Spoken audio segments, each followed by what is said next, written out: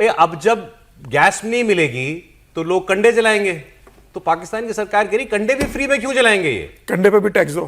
कंडे पे टैक्स दो, जिसके पास भैंस है वो टैक्स दे सरकार को, अगर ये खबर सही है तो। नहीं, खबर सही है और जिस तरीके से मतलब आप इतने पैसे बढ़ा रहे हो जनता को, जनता वैसे ही महंगाई से परेशान है, बेरोजगारी से परेशान है, पाकिस्तान की क्या हालत हो चुकी है। मुझे लग रहा है कि अब पाकिस्तान के अंदर जनता की सहन शक्ति खत्म हो जाएगी, जिस तरीके से वहां की आवाम उनके साथ व्यवहार कर रही है, और जनता को भी सड़क पर उतरना चाहिए। इतना जाना बढ़ने के बाद भी आप इस तरह के हुक्मरानों को झेल रहे हो, मुझे लग रहा है कि अब ये समय है जनता का रिवोल्ट करने का। अब जनता तो देखिए क्या करेगी। सर लेकिन ये काम नहीं हुआ पाकिस्तान के साथ इस वक्त, इस दौर में जो होना था। यूएई और सऊदी अरेबिया के बीच पाकिस्तान ने सऊदी अरेबिया को चुना कि हम उस कैंप में, क्योंकि वो उन दोनों की नहीं बनती, हालांकि दोनों को ही मार रहा है इस वक्त ईरान, लेकिन इस युद्ध से पहले यही था कि इन दोनों देशों की नहीं बन रही, तो पाकिस्तान ने तय किया हम सऊदी कैंप में हैं। फिर उनके साथ उन्होंने समझौता भी किया, यूएई नाराज हो गया। यूएई और सऊदी अरब दोनों ने आईएमएफ की कंडीशंस को पूरा करने के लिए कि आईएमएफ से लोन मिलता रहे, इनके सरकारी स्टेट बैंक ऑफ पाकिस्तान के अंदर कुछ अरबों रुपए जमा करा रखे हैं एक गारंटी के तौर पर कि भाई इतना मेरे इनके रिजर्व बैंक में हमारा इतना रुपया है। तो उसमें $6 बिलियन सऊदी का दिया हुआ है। यूएई ने 1997 में $450 मिलियन रुपए दिए थे इनको, $1 मिलियन, $450 मिलियन। वो बढ़ते बढ़ते बढ़ते सूद लगते लगते वो 3.5 बिलियन हो गए। वो अभी भी इनके स्टेट बैंक में पड़े हैं। सऊदी अरब ने यूएई ने कहा कि मुझे वो पैसा वापस चाहिए। कई महीने पहले कहा था, फिर उन्होंने कहा साहब कुछ मोहलत दे दो, तो उसने पहले 1 महीना दिया, फिर उसने दोबारा मोहलत मांगी तो उसने 3 महीने की मोहलत दी। अब उसने कहा मुझे 1 महीने में अपना पैसा वापस चाहिए।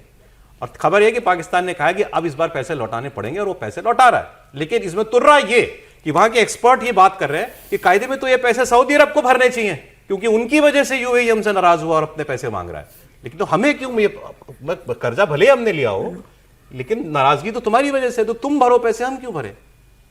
भाई दोस्ती और दुश्मनी तो आप तय कर रहे हैं ना। सर सुनिए बात, एक बार सुना है तो आपको मजा आएगा सुन के।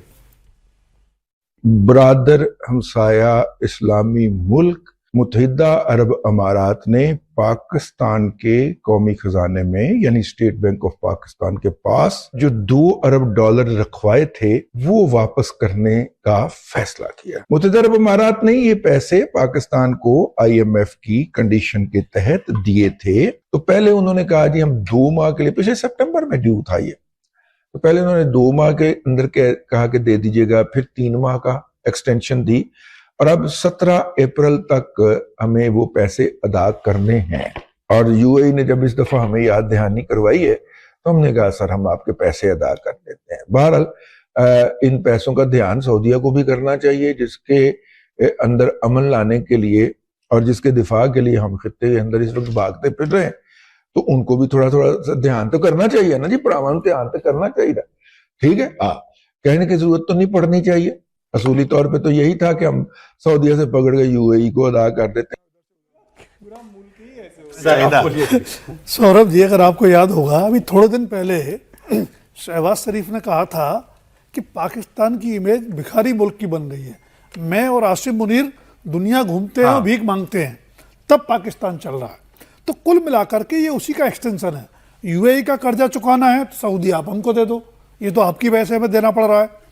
तो ये पाकिस्तान, जब आप ज़्यादा सातिर मुल्क, जैसे आपने सही शब्द इस्तेमाल किया, ज़्यादा सातराना हरकतें आपकी होती है तो यही अंजाम निकलता है। दिक्कत यह है कि अभी भी शहबाज शरीफ जो बोल रहे थे जी, एक दिन पेट्रोल की कीमत बढ़ाते हैं, दूसरे दिन कहते हैं मैं 80 रुपए कम कर रहा हूँ जनता के हित के लिए। आप जनता को बेवकूफ़ समझते हैं। जनता कंगाल है, बेरोजगारी है, महंगाई की मार है, पाकिस्तान की इकोनॉमी खस्ता हाल है, और पाकिस्तान के हुक्मरान और आर्मी ऑफिसर्स, उनकी विदेशों में प्रॉपर्टी लगातार बढ़ती जा रही है। तो कुल मिलाकर के ये पाकिस्तान छलावे में जी रहा है या भुलावे में जी रहा है, लोगों को दिखाने की कोशिश कर रहा है, उससे उबरने का वक्त है। और पाकिस्तान की आवाम की एक बात माननी पड़ेगी कि बुरे से बुरे वक्त में उनका सेंस ऑफ ह्यूमर भी रहता है, वो वोकल भी होते हैं। सर उसी पे सड़क पे उतरने में समय नहीं लगेगा उनको। अब सर इस पे थोड़ा डाउट है, क्योंकि इतना कुछ हुआ, बाद में नहीं निकल रहे भाई। ये 4 साल ये सरकार 4 साल से चल रही है, पूरी दुनिया मानती है कि फ्रॉड की सरकार है। आपने देखा इमरान खान के मुद्दे पर कैसे लोग रात को सड़कों पर निकलते हैं, अब मार मार के मिलिट्री कोर्ट में जो जेलों में डाला है फिर उनको। वो ठीक है, वो उतर तो रहे हैं, निकल तो रहे हैं लोग। और फिर घुसा दिए जाते हैं। नहीं नहीं, बेसिक अब आपको समझ में आ रहा है कि दुनिया से ज्यादा पाकिस्तान खुद क्यों कह रहा है कि हम मध्यस्थता करेंगे, ताकि एक एस्केप रूट ईरान को जितना नहीं चाहिए उससे ज्यादा उससे उनको चाहिए। सर हर चीज पैसे के लिए करते हैं ये हर चीज पे, इसमें भी इनको कोई ना कोई जयशंकर ने गलत कुछ नहीं कहा दिख ना रहा होगा। कि वो दलाल देश है। मिल जाएगा।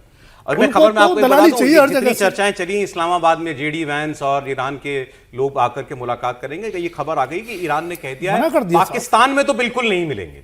अब दोहा और उधर उधर कुछ देखा जा रहा है कि नहीं, शामा कहीं पाकिस्तान का हाल ये है कि उसने जेडी वैंस का खबर चलवा दी। जेडी वैंस को ट्रंप ने कहा कि अब देश से बाहर नहीं जाएगा, यहाँ के फ्रॉड के मामले देखेगा। आप समझिए ये हाल हो जाता है जब पाकिस्तान के साथ जाते हैं। लेकिन मुझे लगता है थोड़ा सा जाती है। अरे भाई, सेंस ऑफ ह्यूमर ऐसा क्या लेके करेंगे कि सिर्फ और सिर्फ वही रह जाए। सही बात। मतलब न रोटी है, न तेल है, न कोई काम है, तो आप हंसते रहिए। तो एक तरह से कहें कि इतना सेंस ऑफ ह्यूमर हो गया कि पागलपन के दौरे पड़ने लगे। वो ह्यूमर ही ह्यूमर हो गया। नहीं, पागलपन के दौरे की तरफ पहुंच गया है पाकिस्तान। सर तो बहुत शुक्रिया सर। देखिए पाकिस्तान में दो ही चीजें चलती हैं, रूमर या हुमर, तो वही उसी पर चल रहा है पूरा देश। बहुत धन्यवाद त्रिपाठी जी, बहुत शुक्रिया। राजकुमार जी, प्रोफेसर साहब और समीर जी, बहुत शुक्रिया।